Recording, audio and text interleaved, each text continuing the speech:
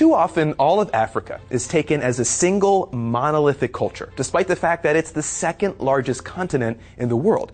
This and the fact that many of the national borders were arbitrarily drawn by colonial powers in past centuries makes for a lot of misconceptions about the individual countries.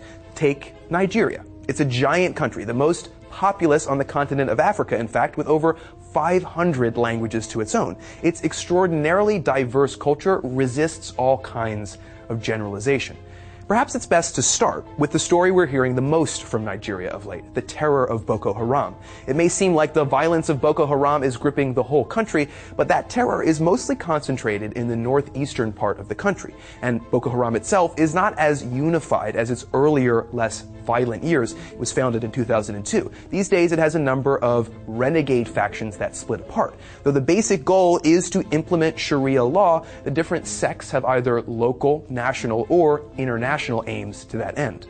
You may know that Nigeria has a really big economy, surpassing even South Africa. But the country's increasing wealth is not filtering down to all its citizens. Indeed, the larger the economy grows, the more unequal Nigeria seems to become. A lot of the country's wealth is concentrated in its handful of billionaires, and their money largely comes from the country's oil industry. Nigeria's oil comprises 80% of the government's revenue, but it's an industry racked with corruption. Billions of dollars have just gone missing over the last few decades, and the government, which faces corruption charges of its own, has done little about it. Another thing Americans get wrong about Nigeria is its religious makeup. People tend to believe that those in rural Nigeria practice obscure tribal religions and black magic, but only about 10% of the country adheres to local religions. The other 90% is split evenly between Christianity and Islam. Finally, one of the misconceptions Nigerians themselves frequently mention is that people from elsewhere in the world accuse them of being internet scammers. Everybody's got that email from the Nigerian prince seeking to transfer money to you in exchange for a small fee.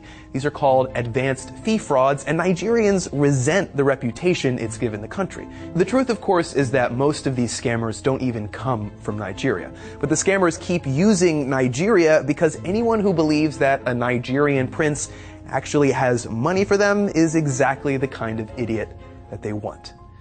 If you want to see my other video about what it's like to live in Nigeria, click here now. It's really awesome. Its government is modeled on America's Federal Republic, but its 55-year history post-British colonization is a chaotic mess of coup attempts and groups scrambling to gain and hold power. Thank you so much for watching, and don't forget to subscribe.